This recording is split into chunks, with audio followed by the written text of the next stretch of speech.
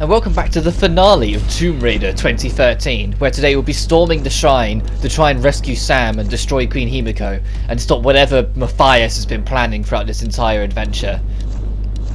But that being said, I did grind the rest of the salvage off screen, so all of our equipment is completely maxed out now. So when you're ready, open this door. The moment you open it, you'll push on, because you're here now. You cannot return to this point the moment you push on. Once you're at the Chasm Zuggurat, that big ass thing there, you're past the point of no return. And absolutely in endgame. Which is rather exciting, I must say. But as soon as you cross this bridge, we're immediately introduced to a cutscene where we get to shout at Matthias a bit, so let's do that one. Why are you doing this, Matthias? Do you think that you're the hero, Lara?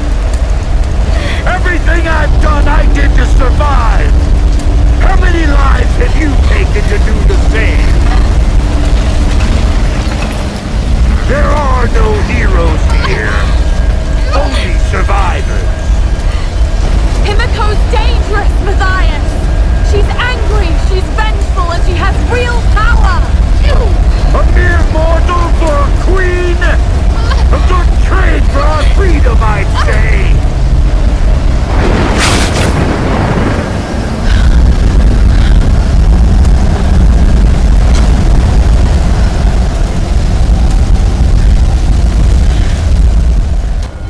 Once again, Lara choosing the dumbest weapon to pick in the current circumstances. With how extremely blistery and windy it is, realistically, that arrow would not fucking hit.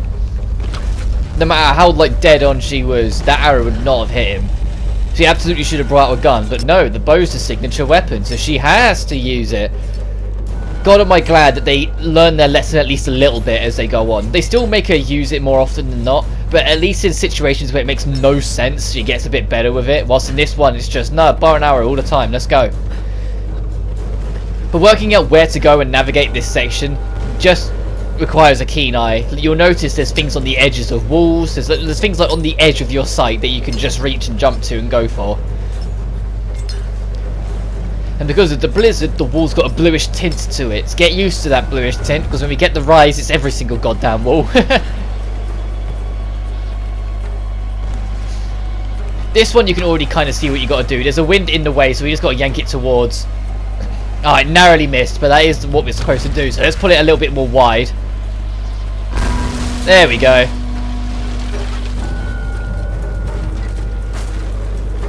And it's another section with a lot of wind. But then we are similar to the last place that was extremely windy that we had to get through. If you look at where we are in the grand scheme of the main map, it does make sense that this area would be windy as well. And it also makes sense why the other one was windy to begin with, because we're so close to Himiko's actual main resting place that of course it's going to be like this. There's going to be a lot of natural storms and just chaos in the environment. Oh, I see, yep. I was just taking a second to go, hang on, where am I supposed to go from here? Watch out! Those bastards are heading your way. We did Great. everything we could to Lara's slow them walking forward automatically, but thankfully she doesn't walk off the edge. They just decide that she's going to keep on walking forward on her down. own. Not leaving without you. We'll be waiting. Thanks, Reyes. So as long as we can survive and get through this, we won't get abandoned. Yeah, you can already see that's going to do that. And it still did another little bit of a little slowdown. But I guess because it's a bit more of a surprise, but this is the very last area of the game. You don't need to sugarcoat it like that. Let us suffer and work it out.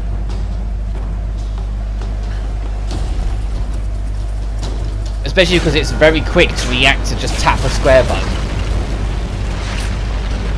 Well, thankfully the natural disasters is giving us a path up. That just didn't connect. Okay, maybe I was too far along. It just barely didn't reach or something. And I doubt I need to say it, but the accelerator is going to be your best friend for any of these rope arrows at this section. The way everything's breaking apart, I'm pretty sure there isn't a time limit. It's just another thing where it depends where you are, depends on how it acts. But it's still nice to just use the accelerator to make sure you get where you need to go quicker. But once you're in here, you get another rest, a campfire site, but this is beyond the point of no return, so it is not a quick travel point. It will not let you. Which is weird, because theoretically they could have absolutely made that another stopping point, because we can still sort of backtrack. It won't be easy, but we could still sort of do it. But I guess they just wanted to just play it safe and say like, no. Once you're entering the end game, you're in the end game.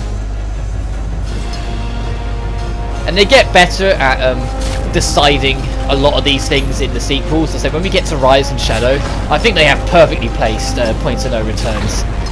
But all three of the trilogy does it, where they'll put a site and they'll say, once you've got past this point, you can't go back until after you beat the game. And the music starts to amp up as we get higher and higher. I don't think anything that breaks off can hit you, but at the same time I'm not going to linger around long enough to find out, so I'm just going to keep on moving.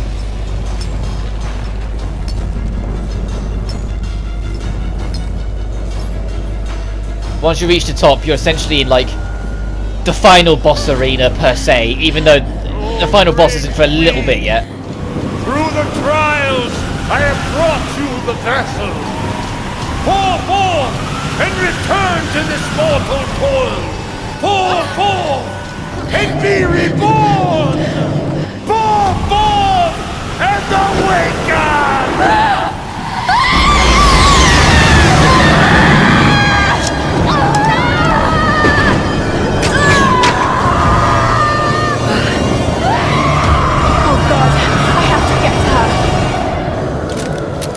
Oh wow, what a surprise! The bow and arrow did fuck all in this heavy blizzard. Well, I get that there's a shield there, but my point still stands. People, we're going to have a swarm of enemies approach, and these guys are pretty brutal. They will take you down in a heartbeat if you give them the opportunity to, because, you know, final area, they should be tough. But you've got plenty of cover, and there are explosives for you to shoot to kind of clean them up a little bit. But just never stray too far from cover, because you will feel it pretty quick. Got ya. Ow. There's also dickheads with shields as well that we can try and blow up. I didn't get him, didn't get any experience for it anyway. Yeah, there he is. Hello. Come on. Ow, fuck. There we go. Uh-oh. And the music's as intense as it needs to be. But unfortunately none of this game's soundtrack is really that memorable. Like, it feels too standard, too generic. It's just orchestral modern menace and ooh. Okay, there's someone still alive because it won't let me move forward. You have to deal with every single enemy as you go through before I'll let you go on. And I did come up to saying someone was throwing TNT. Is that all that's left? Because you'll know, because the wind will pick up and will take out the fire in front of us.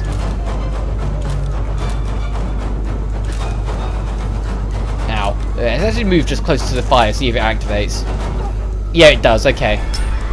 So you have to actually be close enough for it before it to do it. It won't just do it by itself the moment all the enemies are dead, like I thought it would.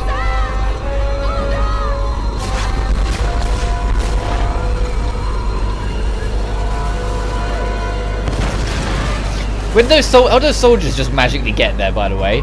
They just kind of just appeared. And then immediately died because that fell over, which blocked off the wind enough for us to pass around, and apparently it's calmed down now, so... Ooh. Well, maybe you should have tried to dive sideways, you moron. But to be fair, that's there just then you've got someone to loot to get ammo from if you're somehow out. Because otherwise you're meleeing the rest of this.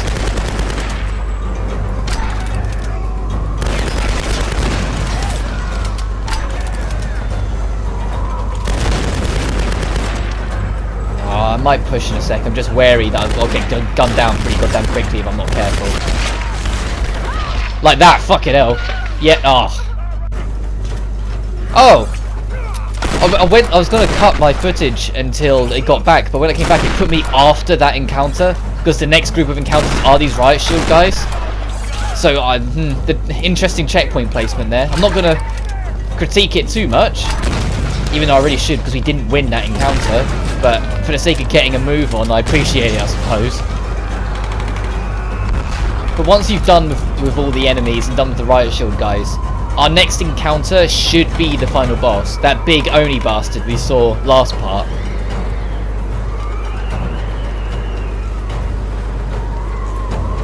Just you gotta have to deal with Lara moving at a snail's pace as we head towards the fire, I suppose. Yeah, it is what he wants us to go to again.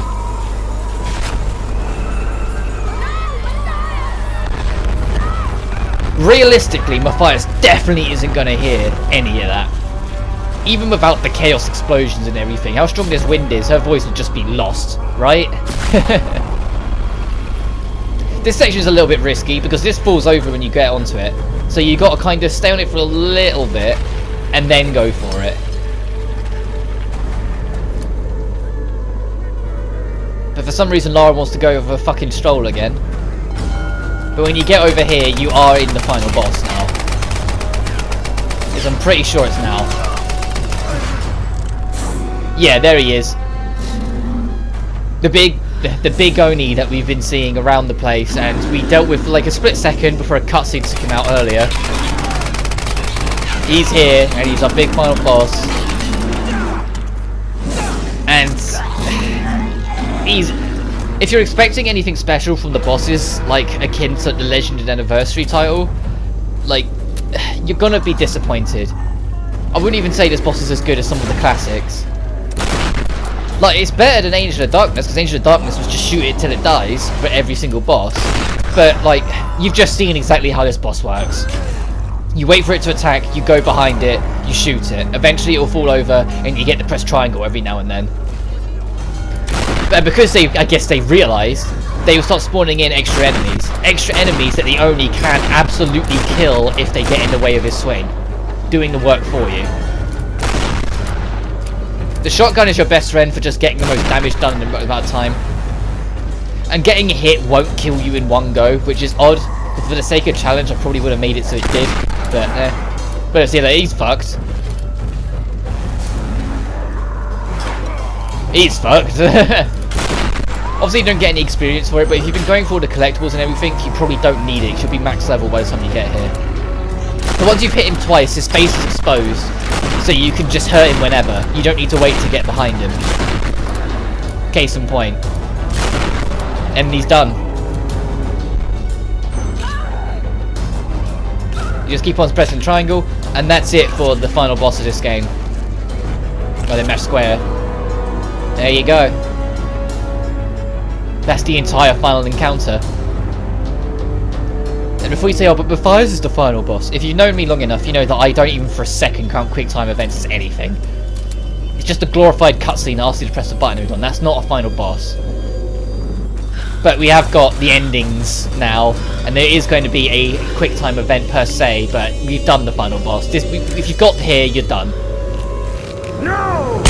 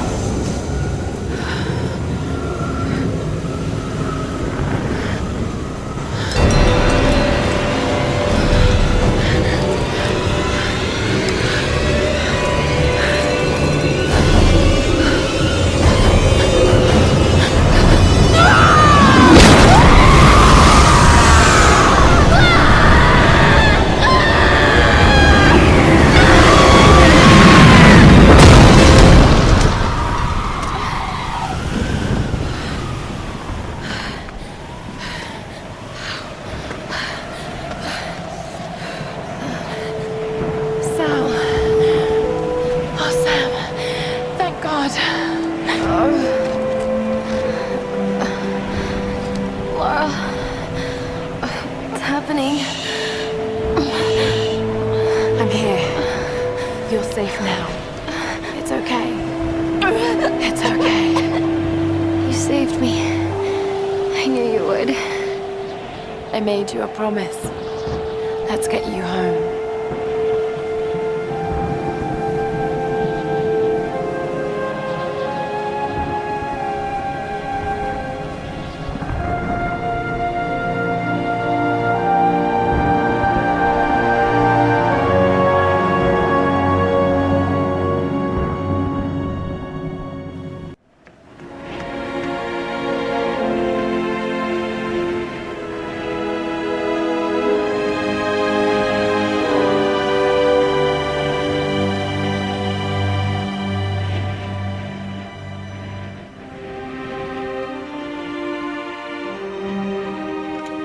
There's Laura!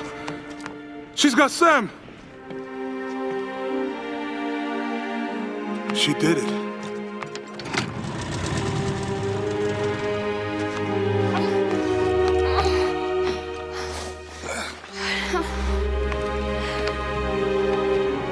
I think she's going to be okay.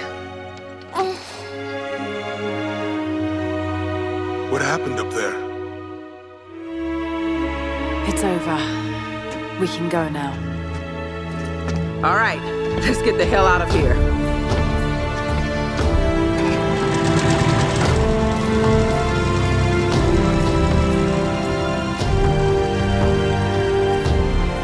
I've been so blind, so naive. For years, I resented my father, doubted him like the rest. But he was right about so much. I just wish I could tell him that now. There are so many mysteries that I once dismissed as mere stories, but the line between our myths and truth is fragile and blurry. I need to find answers. I must understand.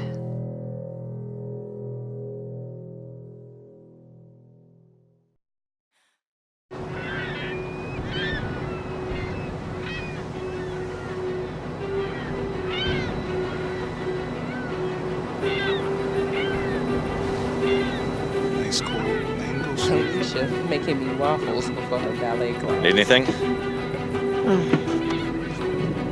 Don't really know what happened to you on that island. Judging from those wounds and that look in your eyes, I'm guessing I don't want to know.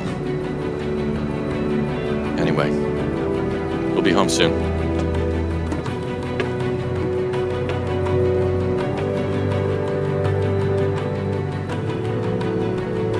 I'm not going home.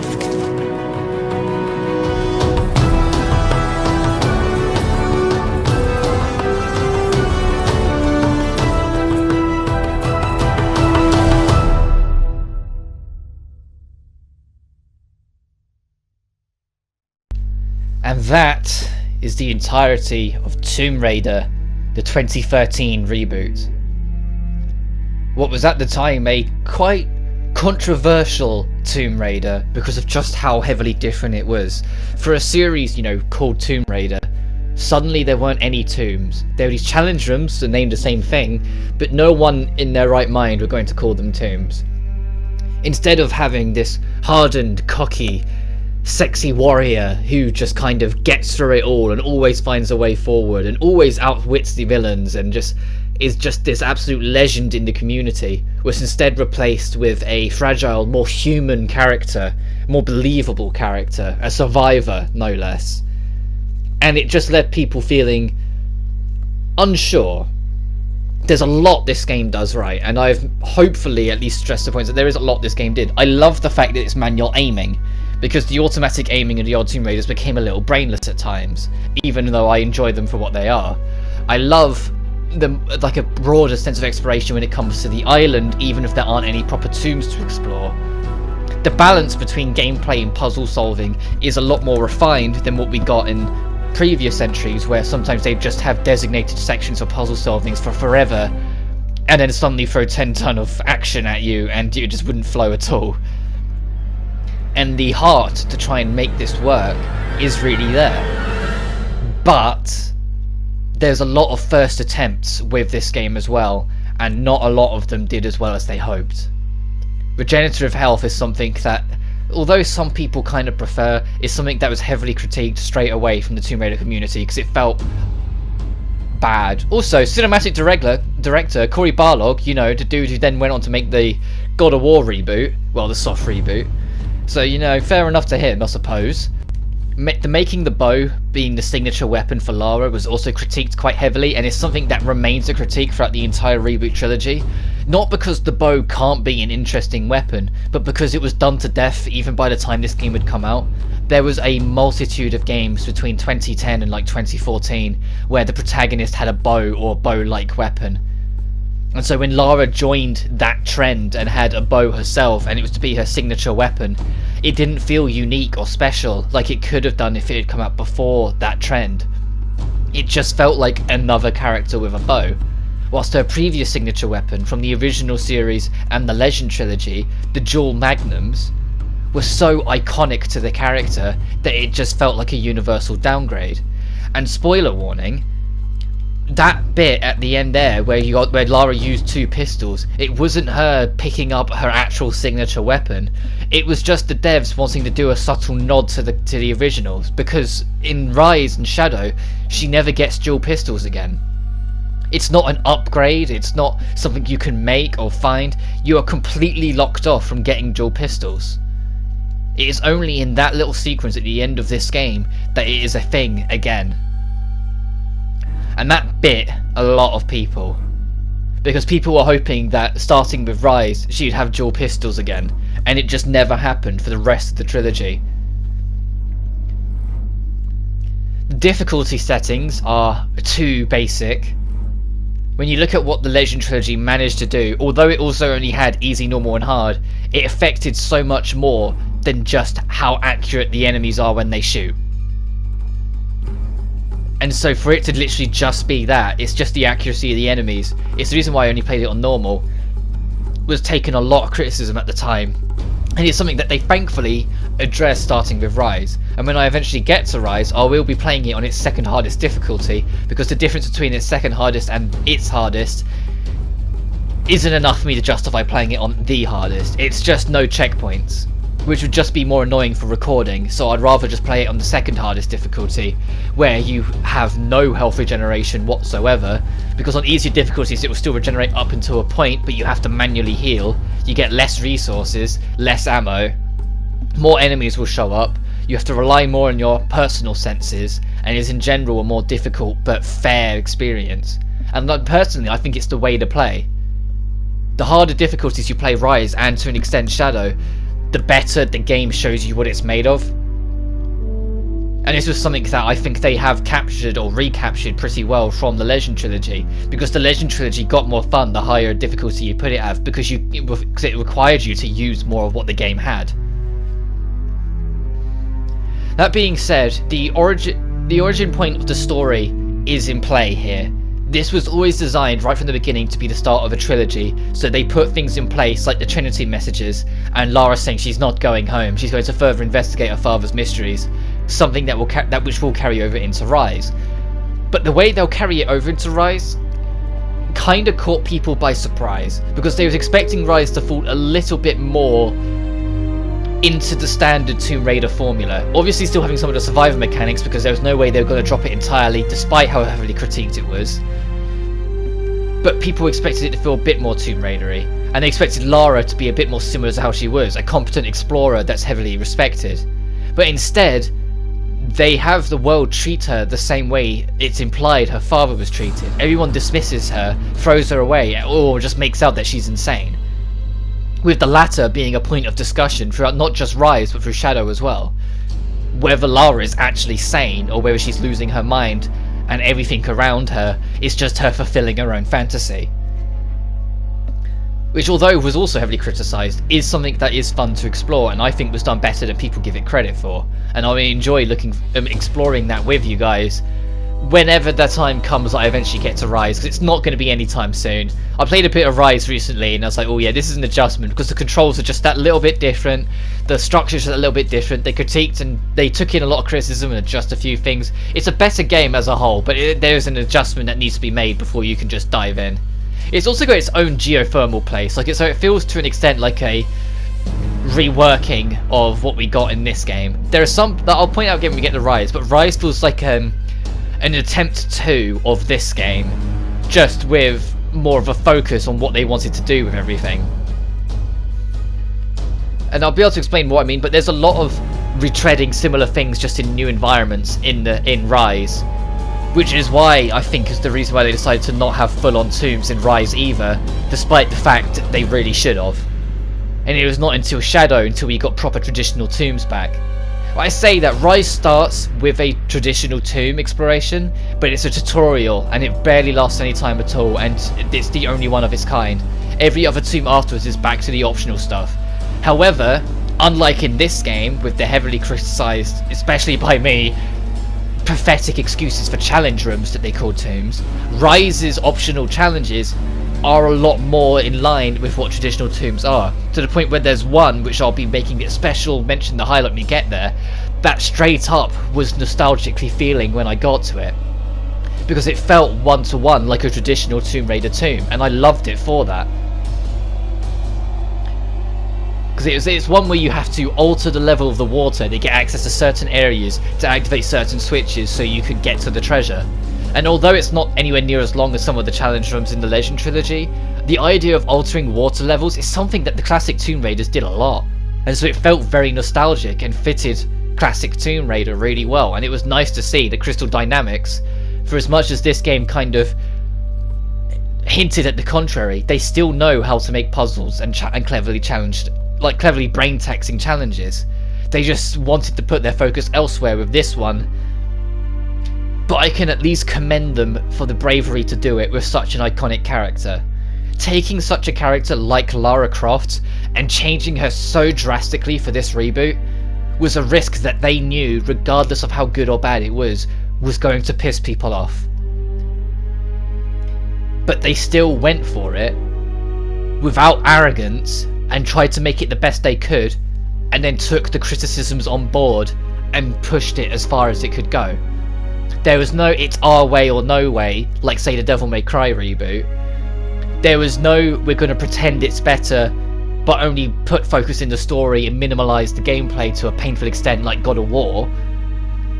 There was no bullshit with it. There was genuine love put into this. And even like this, look at all this on the credits right now. They are still, every single member of the team are still on all of these pages you're seeing now, communicating with the community, talking with them, hearing them out, hearing what they want to see in the future. They're so engaged with the community that the fact that Rise was better than 2013 became a no-brainer. The fact that Shadow became even better than Rise it made sense, because they listened and they did everything they took a risk, but they wanted it to work.